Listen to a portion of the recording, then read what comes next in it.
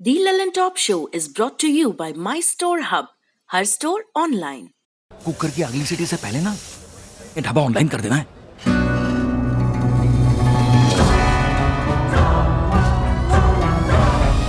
हम हो गए ऑनलाइन। आ गया है माई स्टोर ऐप। ये किसी भी स्टोर को ऑनलाइन करे सिर्फ 15 सेकंड में। माई स्टोर, अब हर स्टोर ऑनलाइन।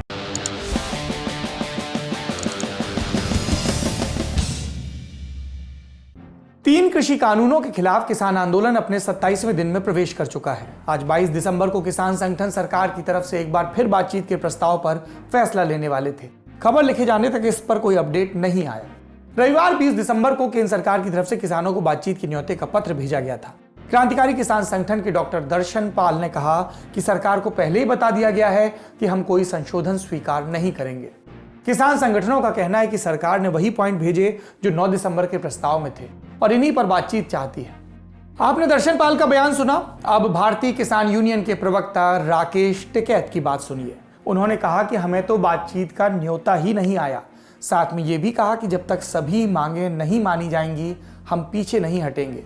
सभी मुद्दे सुलझाने में 1 महीने से ज्यादा का वक्त लगेगा और सरकार हमारे पास आएगी। प्रदर्शन के दौरान 22 दिसंबर को किसानों ने गाजीपुर बॉर्डर को भी पूरी तरह ब्लॉक कर दिया था, जिसके चलते दिल्ली से गाजियाबाद का ट्रैफिक डाइवर्ट करना पड़ा आज। इसके अलावा नोएडा और गाजियाबाद से दिल्ली के बीच का चिल्ला बॉर्डर भी एक बार फिर से बंद कर दिया गया। इस पर राकेश टिकैत ने कहा कि हम लोगों से बात कर रहे हैं, उन्हें परेशानी नहीं आने दे रहे। शाम को जाकर दिल्ली गाजियाबाद रूट पर फिर से यातायात शुरू किया जा सका। दिल्ली, हरियाणा, उत्तर प्रदेश, इसकी सीमाओं पर जहां जहां किसान धरना दे रहे हैं वहां भूख हड़ताल भी चल रही है। हर दिन 11 किसान 24 घंटे के उपवास पर बैठेंगे। हरियाणा में 25 से 27 दिसंबर तक टोल भी फ्री किए जाएंगे। महाराष्ट्र के कई जिलों से भी किसान मुंबई के बांद्रा कुर्ला कॉम्प्लेक्स में जुट रहे हैं। ये किसान दिल्ली आने वाले हैं। आपने किसान यूनियन का अपडेट सुना, सरकार का अपडेट भी जान लीजिए। आज फिर एक बार कृषि मंत्री नरेंद्र सिंह तोमर कुछ किसानों से मिले। जगह थी कृषि भवन। इस पूरे आंदोलन में सबसे बड़ा मुद्दा है एमएसपी यानी न्यूनतम समर्थन मूल्य का। किसान संगठनों का कहना है कि तीनों कानूनों में इसकी लिखित गारंटी नहीं है, इसलिए इन्हें वापस किया जाए।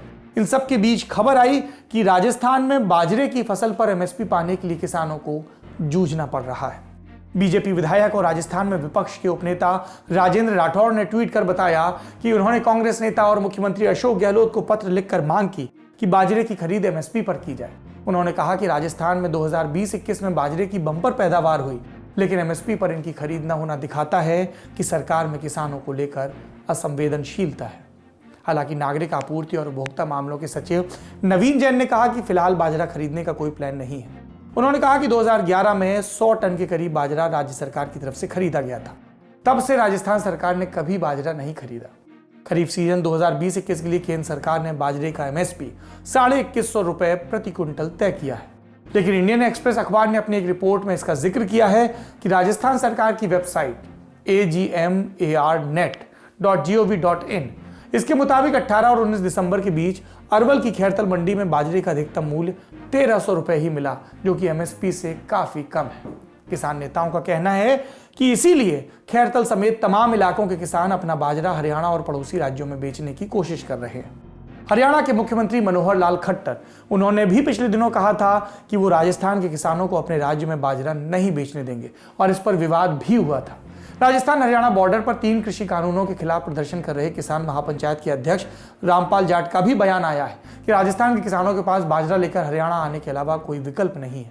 उन्होंने कहा, हरियाणा के मुख्यमंत्री का यह कहना ठीक नहीं। जब केंद्र सरकार ने एमएसपी की घोषणा की तो ये उनकी ड्यूटी है कि वो खरीद करें।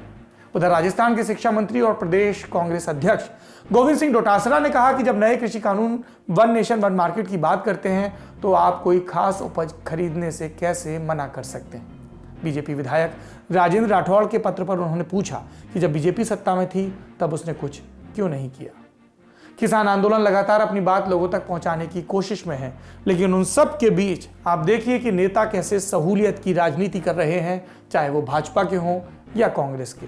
घुटना, कंधा या कमर, चाहे जैसा हो दर्द, डॉक्टर ऑर्थो आपको देता है दर्द से पूरी आजादी, एक भरपूर जिंदगी।